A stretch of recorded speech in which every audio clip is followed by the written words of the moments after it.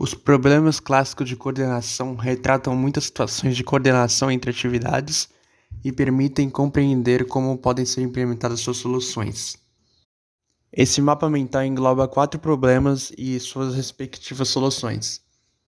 O primeiro problema é produtores e consumidores, também conhecido como buffer ilimitado, que consiste em coordenar o acesso de tarefas a um buffer compartilhado com capacidade de armazenamento limitada a N itens, considerando 2 tipos de processos com comportamentos cíclicos e simétricos: o produtor e o consumidor.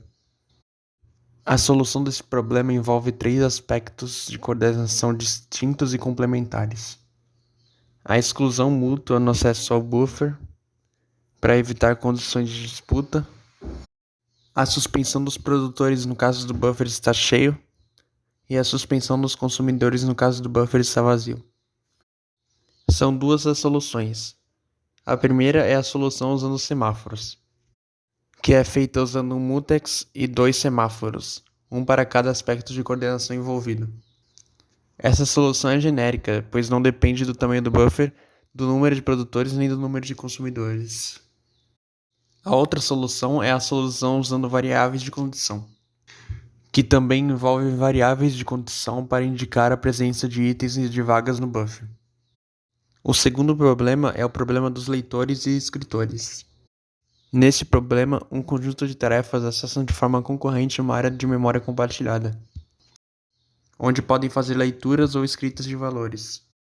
Isso gera um problema, já que as escritas têm de ser feitas com acesso exclusivo à área compartilhada, segundo as condições de Bernstein.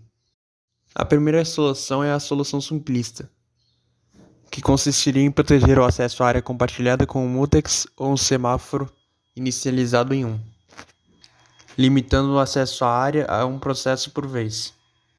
Porém, essa estratégia pode comprometer o desempenho, porque restringe desnecessariamente o acesso dos leitores à área compartilhada, já que as leituras podem ser feitas em paralelo. A segunda solução é a solução com priorização dos leitores. Nela, os leitores dividem a responsabilidade pelo mutex de controle da área compartilhada. O primeiro leitor a entrar obtém esse mutex, que só será liberado pelo último leitor a sair da área. Essa solução melhora o desempenho das operações de leitura em relação à solução simplista. Porém, pode ter um problema caso existam muitos leitores em atividade, que podem deixar os escritores impedidos de entrar na área, já que os leitores são priorizados. O terceiro problema é o jantar dos selvagens, que é uma variação do problema dos produtores e consumidores. É representada por uma tribo de selvagens que está jantando ao redor de um grande caldeirão, contendo N porções de missionário cozido. Quando o selvagem quer comer, ele se serve de uma porção no caldeirão, a menos que ele seja vazio. Nesse caso, o selvagem primeiro acorda o cozinheiro da tribo e espera que ele enche o caldeirão de volta, para se servir novamente. Após encher o caldeirão, o cozinheiro volta a dormir.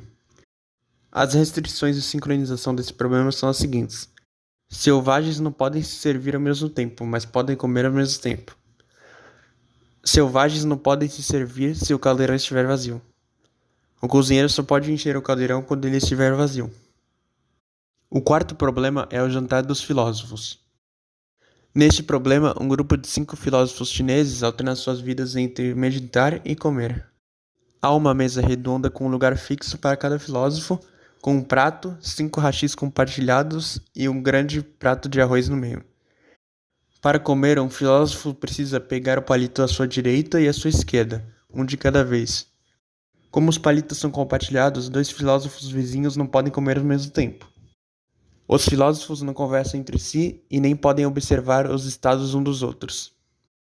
Resolver esse problema consiste em encontrar uma forma de coordenar suas atividades de maneira que todos os filósofos consigam meditar e comer.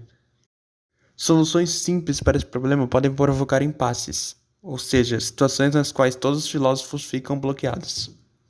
Outras soluções podem provocar inanição, ou seja, alguns dos filósofos nunca conseguem comer. Uma solução consiste em colocar um saleiro hipotético sobre a mesa. Quando o filósofo deseja comer, ele deve obter o saleiro antes de obter os palitos. Assim que tiver ambos os palitos, ele devolve o saleiro à mesa e pode comer. Essa solução tem um problema, pois serializa o acesso aos palitos e por isso tem baixo desempenho se houverem muitos filósofos disputando o mesmo saleiro.